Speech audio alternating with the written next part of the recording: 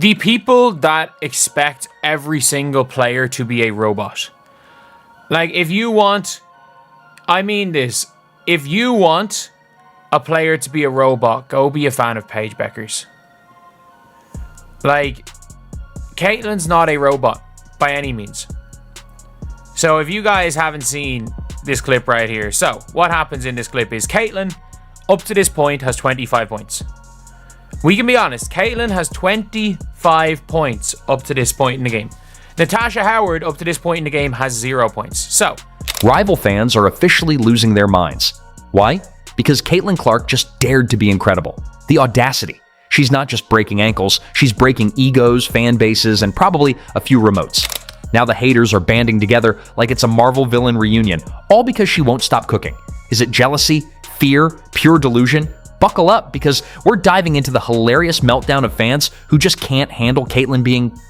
well, Caitlyn. So instead of for all these ladies talking about, man, Caitlin Clark this and Caitlin Clark that, it's hurting the game, and then it's this, that, and the third, go focus on your craft and get better.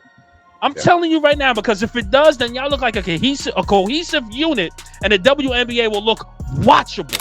And now we are to the point. I think we're past the point, and everybody is letting it be known, especially if you are of color. You cannot be a Caitlin Clark fan at this point as a black person. This is what is being said to us. How you can't root for Caitlin Clark? I'm not making it up. There's people who are just blatantly telling us we can't enjoy a white basketball player. The WNBA was supposed to be chill this season. You know, the usual programming, gritty games, a few scuffles, and players making highlight reels that get politely ignored by mainstream media. Then Caitlin Clark showed up like a human wrecking ball with a jump shot. And now, rival fans are short-circuiting like they've just found out their favorite player doesn't even lead their team in scoring anymore. Tragic. You gotta put it in perspective, right? These girls have been grinding to grow the game of basketball in the WNBA. They've been grinding to grow the sport to the world, the viewerships. They've been grinding for all of this. And then you have this girl that comes along from college and is an instant change. She's handed pretty much being the face of the league. There's going to be girls that are offended by that. And there's going to be girls that think she's got to earn it and she doesn't deserve this early. She's handled it great. I think she's performed last year. She's performing again this year. I think she's the rightful face of the NBA. It started with a whisper. She's good, but fast forward a few games later, and now it's full-blown DEFCON 1 in the rival fan bases. We're talking tantrums, conspiracy theories, and emotional support group threads on Reddit. The new narrative? Caitlin Clark is too good. Yep, that's the crime. Being better than advertised. Performing like she's allergic to mediocrity. Imagine being so talented that people start accusing you of ruining the vibes of the league. So, Angel Reese fans are also trying to do a little but whataboutisms when it comes to one Caitlin Clark being at the Kansas City Chiefs game. Now, keep in mind, you know what you've seen out of Caitlin Clark this offseason? You've seen, you've seen Athlete of the Year. You've seen her in the gym. Indiana Fever videos have come out, right, of her training in the gym. Seriously, I mean, there's one out here that's literally like 13 minutes long. Right here, you see that? That's 13 minutes. And let's not pretend this outrage is subtle. 1 minute, rival fans were flexing like their teams were going to humble her in 3 dribbles. The next minute, Caitlin's lighting them up from the parking lot, and suddenly we're hearing phrases like overhyped and she's not that special. Right, because nothing says not special like leading your team in almost every statistical category while dragging them through games they have no business winning. The delusional fan base that follows her disrespected the WNBA players by saying she's going to go in that league and tear it apart. These people are so disrespectful and so unknowledgeable and so stupid. And Diana said it best. This kid's in for a rude awakening. This kid's on the wrong team. She's got the wrong skill set to handle the physicality of that league. This rookie class isn't even one of the best rookie classes in the last 10 years. She's just not built for the physicality of this league. Yeah, and she's not quick enough to get away from the physicality. Here's the problem. They thought she was just a college phenom, a flash in the pan. Maybe she'd throw up a few logo threes, miss half of them, and settle into a quiet rookie slump like everyone else. Instead, she's casually cooking defenders who've been in the league longer than TikTok's been around. She's racking up assists like Oprah gives out cars. You get a dime, and you get a dime. And rival fans? They're just out here trying to pretend they didn't just watch their favorite team get torched by a rookie who doesn't even flinch under pressure. It's getting so bad that the excuses are evolving in real time. First it was, she hasn't played real defense yet. Okay, then it was, wait till she plays a real team, followed by, she only scores because of screenplays. And now, the Hail Mary. She's ruining the league's balance. Oh sure, the league was just perfectly balanced before she arrived, like some WNBA version of Thanos was keeping parity in check. And now, she's breaking the multiverse with a no-look pass? And let's not forget the sudden rise in experts who magically appeared the second Caitlin Clark hit a game winner. These folks couldn't name 3 teams last year, but now they've got spreadsheets, stats, and unsolicited think pieces about why she's bad for the league. Spoiler alert, she's not bad for the league. She is the league right now. She's driving viewership, selling out arenas, and forcing the WNBA app to stop buffering like it's 2003. This girl, the Golden Goose, comes along, and she wreaks havoc. She's the Rookie of the Year. She's 4th in the league in MVP voting. 4th in the league, her rookie year, outstanding. She's like Steph Curry. She can pull up from anywhere. You understand? She has that kind of capability. Didn't win a national championship. Lost to LSU one year. Lost to South Carolina another year. But she's outstanding and clearly worthy of being the #1 overall pick. And what I was saying to everybody is ride the wave. Rising tide lifts all boats. She's not a scrub. She's not only can play, she's a star caliber player who draws this attention. The best part? She's doing all this while still being the most fouled player on the court. Every game she ends up with more bruises than points, and that's saying something.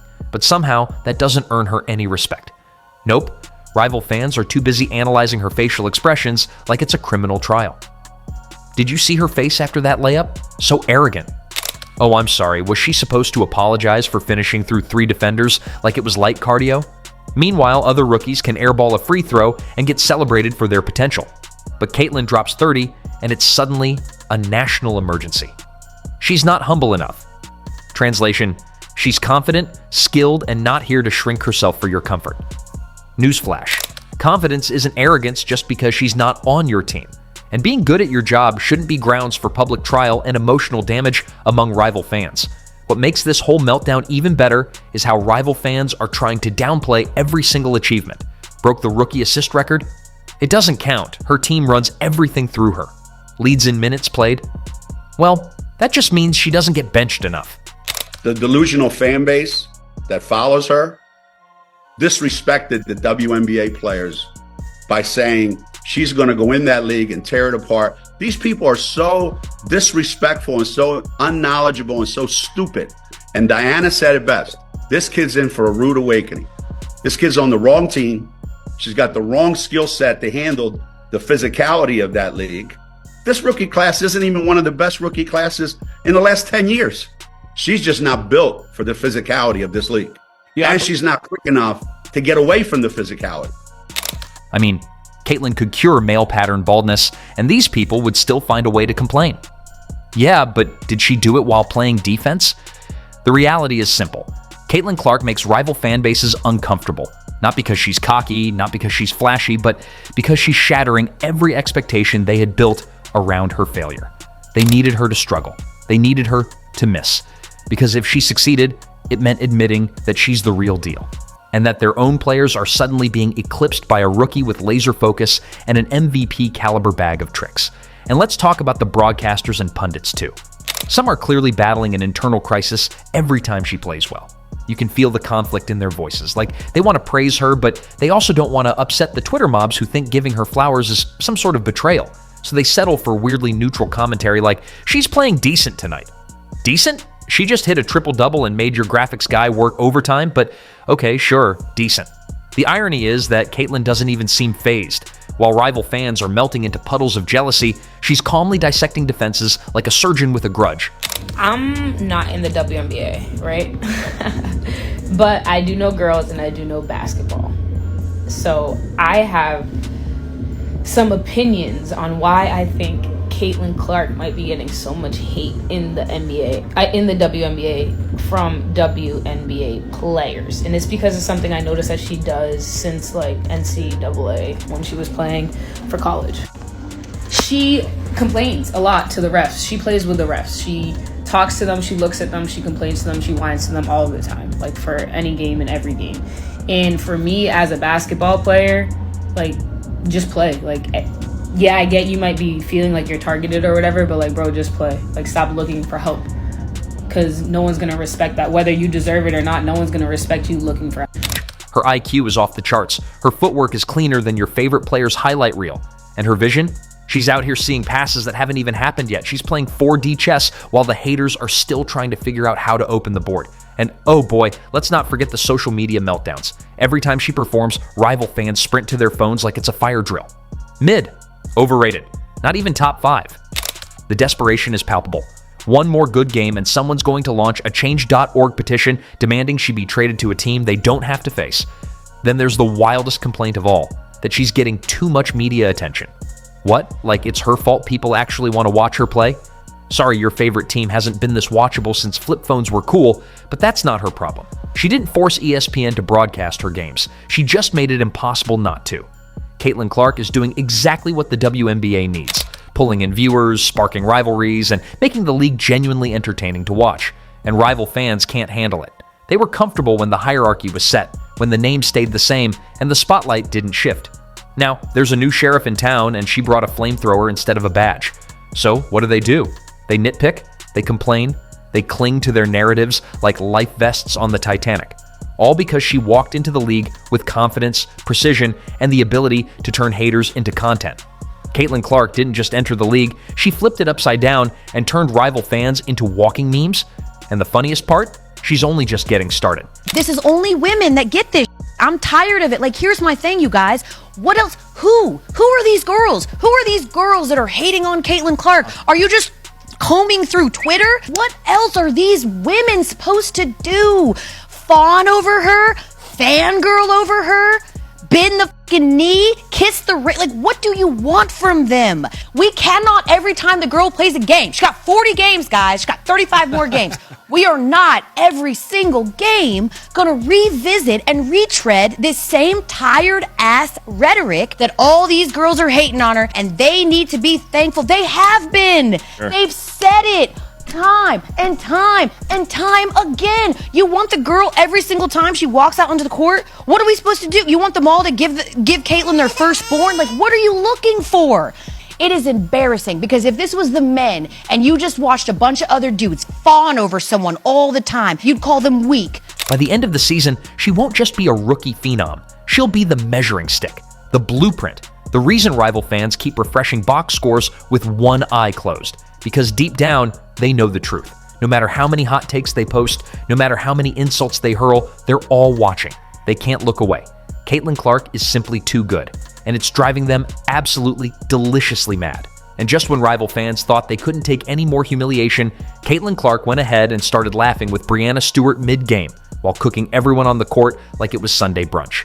Not only was she dropping threes, she was celebrating them before they even hit the net. Arms raised, grin locked in. Opposing defenders still turning around just in time to watch another shot rip through the mesh like it owed her money. Confidence? That's spiritual domination. This wasn't basketball. This was a public art installation titled How to Obliterate Your Critics Without Saying a Word. You'd think maybe, just maybe, rival fans would watch this and tip their hat, accept it like grown-ups. But no, instead, they rewired the entire narrative in real time. Now she's showboating. Because heaven forbid someone actually enjoys being good at their job. The one and only Caitlin Clark proved why she's one of the most dominant players in the WNBA right now. Clark, who was returning from injury, scored an impressive 32 points in her return. In the first quarter, Clark had a 38-second sequence of perfection. 3 3-pointers. Clark had the capacity crowd rocking. And just in the first half alone, Clark scored 25 points. What a time to be watching the WNBA. Meanwhile, their favorite players are pulling out TikTok dances after hitting a free throw in a 12-point loss. Brianna Stewart, a literal icon of the sport, is out there chopping it up with Caitlyn like they're besties at an AAU reunion. And why wouldn't she? Real recognizes real.